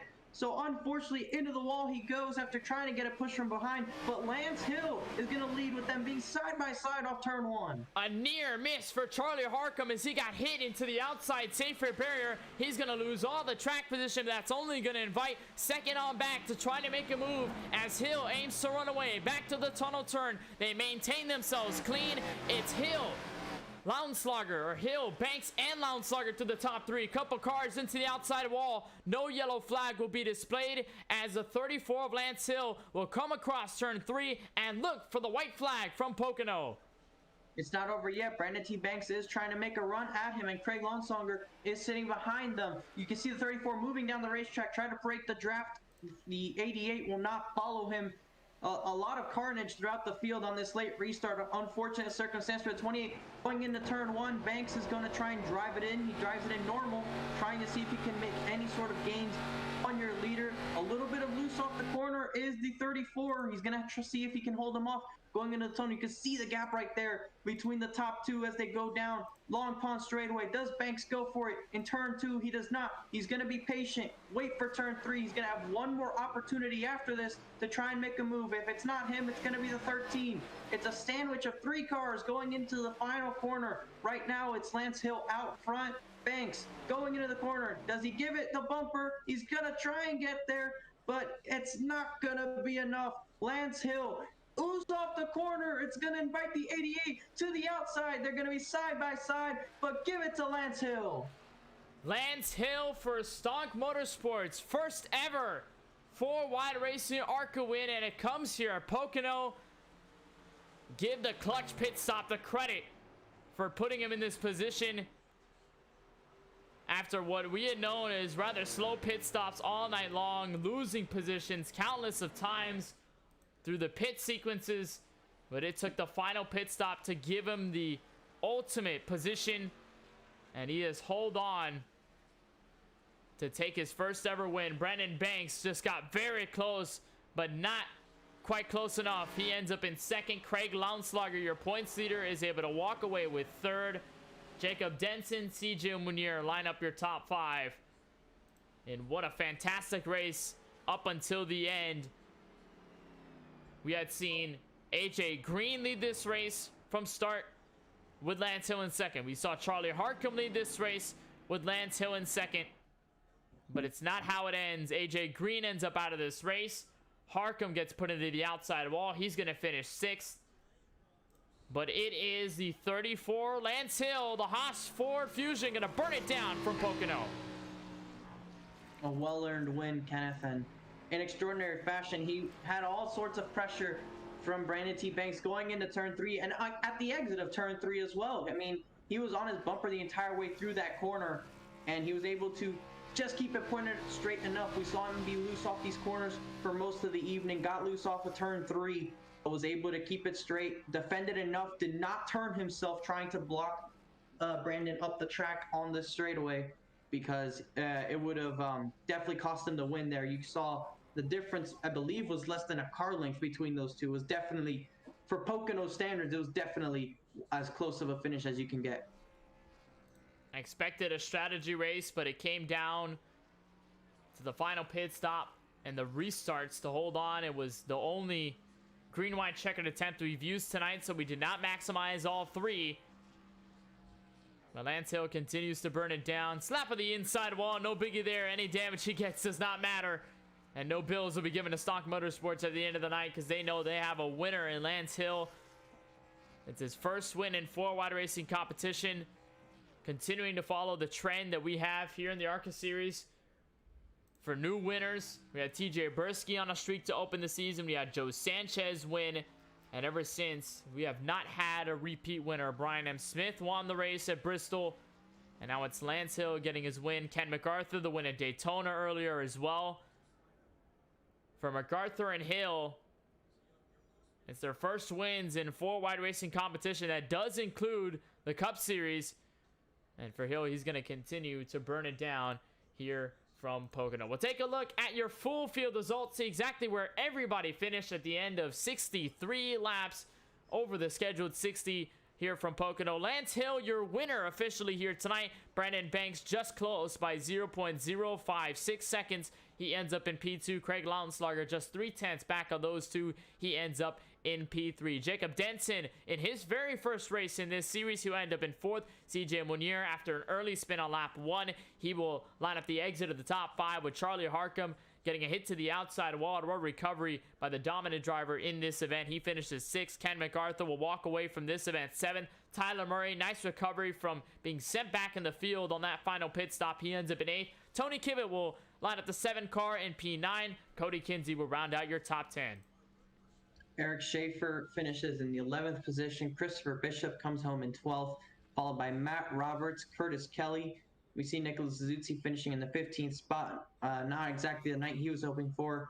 Chuck Munier will finish in the 16th position, followed by Brandon Gillis, the last car on the lead lap. Michael Woolley, Michael Newbraw finishing 18th and 19th, and Brian M. Smith, the last car to leave this race, in the 20th position. And as we continue through the other DNFs in the next page here, I believe there is another page. And yeah, there we see Jovi Ray finishing in the 21st position. The other Lowe's car, actually the 2 Lowe's cars are bringing up the rear of the field in 21st and 22nd with Jovi Ray and AJ Green. Those are your final drivers, 22 to line up this entire event. And we'll talk now in victory lane with your race winner, the 34 of Lance Hill for Stock Motorsports, able to get it done for his team. We'll bring in the 34 of Lance. And Lance, this is your very first ever 4Y Racing win. It comes here from Pocono. But I want to talk about the move that got you to it. You were second for most of this race. You started second in this event. You kind of had some struggling pit stops that put you a couple positions behind where you were before, but it's that final pit stop where you're able to take the fastest time and take the lead away. Walk us through that switch and how that happened. Yeah, I kind of fell off that run. I haven't really got any practice. The only practice I really done was before the race, and to be honest with you, I didn't really know what I was doing out there. I just knew that what I learned in practice was, just running my line, hitting my marks would be fine. Not that fast though, but there were the pit stops. Kind of struggled trying to fix some damage there that I might have got from hitting the wall, and then that last one, I was able to block a little bit right before that call to come out, and I really don't know how I got out front with that pit stop, because I took a little bit of my damage and I was still out by a good margin. But I feel like if it wasn't for that good pit stop and me blocking right before that college to come out, I don't think I'd be in victory lane right now. Well, it certainly was that final pivotal moment, and for most of this race, I think many expected this to be a green flag affair, but for most of it, there was some runs, but it was a lot of yellows. How difficult was that to kind of manage through the yellows here tonight at a track where probably not many people wanted it to happen, and just how rough it was to keep yourself in contention even after all of it? Yeah, I knew on the longer runs I was probably going to struggle a little bit, so I didn't really want that long of runs. But the cautions definitely, or not the cautions definitely helped a little bit with my not so long run strategy, but also getting spread out really helped me a little bit because I wasn't that fast, and if I could get a little distance, that'd give me time to maybe save just a little bit of tire, and maybe whenever they caught me, I was able to maybe push a little bit harder. But other than that, though, the cautions weren't that bad for me, to be honest with you. I didn't really struggle with them. Just the restarts were very hectic. There was a lot of 4 wide, as you might have seen. Well, nonetheless, it's a win here for you. It's your very first win in the Cup Series, in the ARCA Series, in any sort of 4Y competition. This is your first win. Now, there's a lot of people you got to thank. So who are those people? Any teams, sponsors, or just anybody that makes it happen for you? I'd like to thank my teammates, AJ, Colin, Adam Alshire, Curtis Kelly, all them guys for being great teammates. My parents for, letting me do what I do right here. And everyone that runs this league, y'all for broadcasting. And yeah. Well, we certainly appreciate the time, Lance. Congratulations on your first ever win here from the virtual Pocono Raceway. Of course, wishing you the best of luck in between the week break and, of course, the next race at Darlington Raceway, and moving forward in the Cup Series tomorrow night as well. Thank you, guys. Lance Hill for Stock Motorsports, able to get it done in his Ford Fusion. Final pit stop made it all the more worth it. We'll talk to the driver who ends up finishing second at the end of tonight's action by just a little bit, by a slim margin. It's the 88 of Brennan T. Banks, who's caught up trackside with our very own Francisco Bacallao. Brandon, you showed pace for most of the evening, and towards the latter portion of the race, it was really becoming clear you were going to be one of the faster cars. On that last restart, you really pressured the 34, tried to force him in a mistake, and you almost did there in turn 3 twice, but unfortunately for you, he was able to hang on just enough. Can you take us through that last restart? Yeah, I didn't really want to apologize to Charlie there. I didn't mean to hook him like that. I was trying to tuck up underneath him and push him into turn one, and it just these cars are really hard. You just barely touch them and they hook. But yeah, we had a really good car. It was really good on the long run. I think Charlie had the car to beat on the short run, but I think we had something for him if we could have kept going green there. We were running him down. Um, but yeah, my short run speed just wasn't there. I had to drive it, wheel the heck out of it that last couple laps just to get it to hang there with Lance, and but almost got there. And of course, we saw that the rather early portion of the race featured a lot of yellows, and you alluded to possibly one of the reasons right there. And when you referenced your incident there with Charlie, these ARCA cars, the way the bumpers line up, it is very difficult to hit somebody and not to have them go around. And that was the center around several incidents. So, how is it like racing everybody with these cars, especially at a racetrack like this, where you have to sort of push them sometimes on the straightaways if you want to go faster? Yeah, I mean, any other time, it was kind of right there at the end of the race. It was kind of time to go, and I really just I was pushing probably a little bit too hard, but I think that was about my only chance to get around him, because he, like I said, he was really fast on the short run. But yeah, you can't really touch in these cars. They're just noses. Once they get right into the back, they will hook and spin someone right around, what you guys seen. But like I said, I apologize to him again, but I mean, we'll take it. Second place. Like I said, hate it for those guys, but uh, decent finish today. You hate it for those guys, but you gotta also love the result for your guys. A lot of people went into making this result possible, so I'll give you the floor to give the shout outs to those that did. Yeah, shout out to my teammates, Rowdy Motorsports, Ken, Matt, CJ. We put a lot of time into practicing and doing what we can.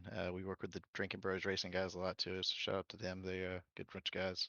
Um, but just thank you guys for what you do, Tyler, and everybody for putting this on every week. This is such a fun league to race in. Just enjoy coming out every week. We appreciate you taking the time for racing, Brandon. We always appreciate you taking the time to be with us in the booth at the end of these races as well.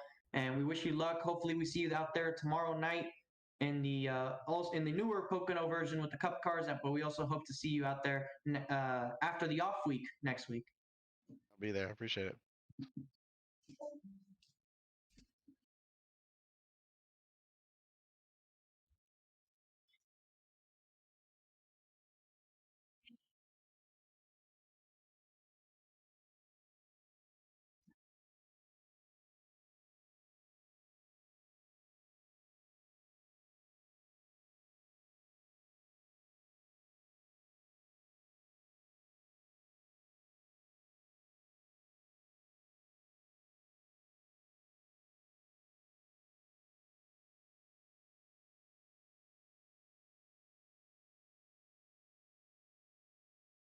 So it was a very up and down race for me. I started out with a good pole, or not pole position, but third, which I thought was pretty good considering I'm not that good at Pocono at all.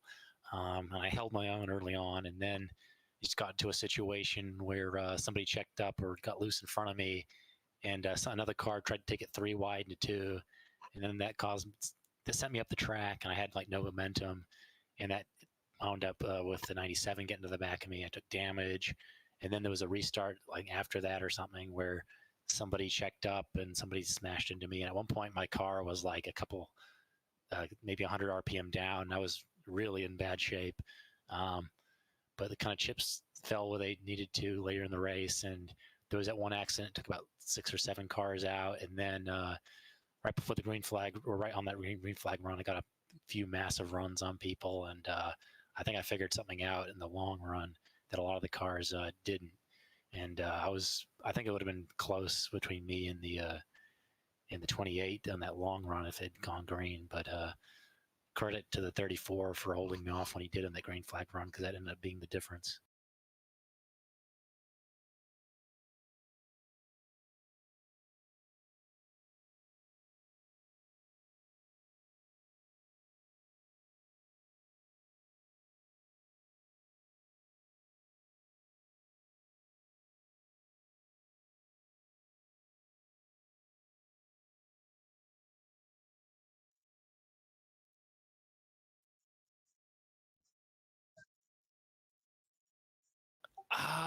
It's hard to say. My car felt really good on the green flag run, so I can't say, oh, it felt like garbage. But I don't think there's a huge difference compared to Daytona and Texas of the legacy tracks. But I think this one you basically just had to run it how you always run Pocono, and yeah, it's pretty. I don't think it was a huge difference, to be honest.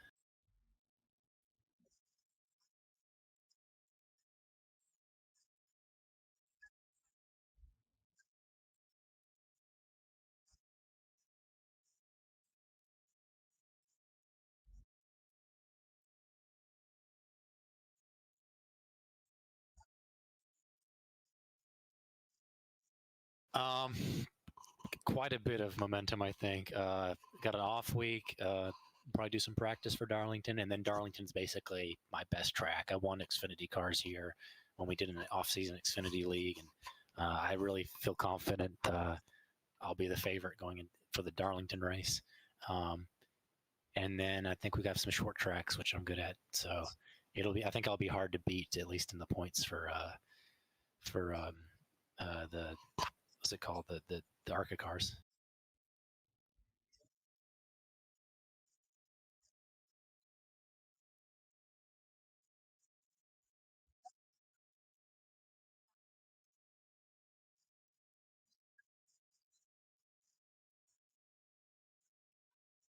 Yeah, thanks. I'm gonna need it. I'm struggling in the Cup cars this season.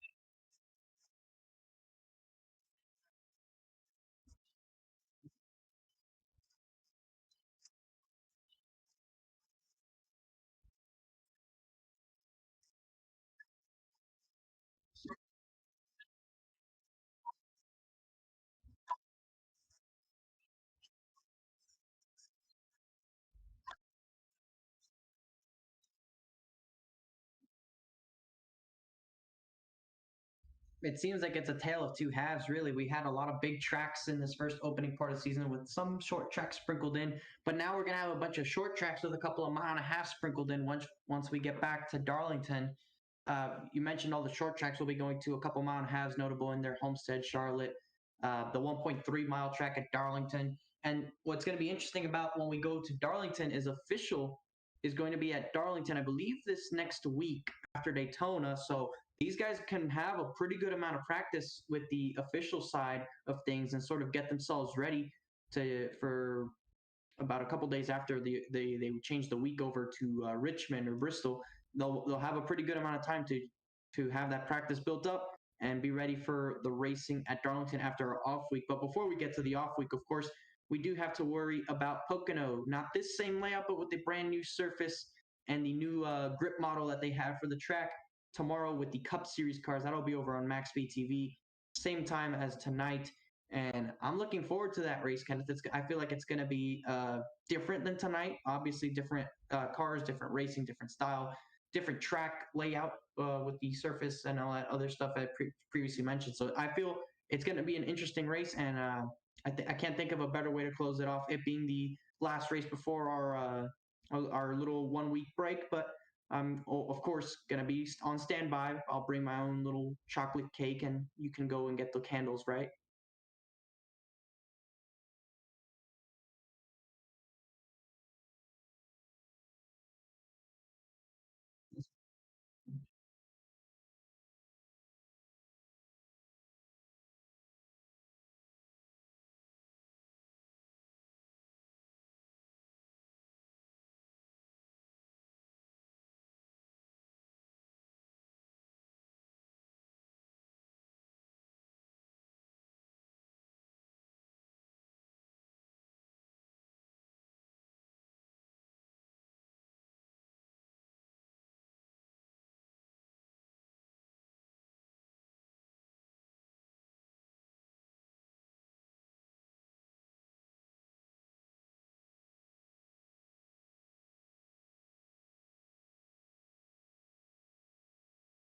much more to look forward to.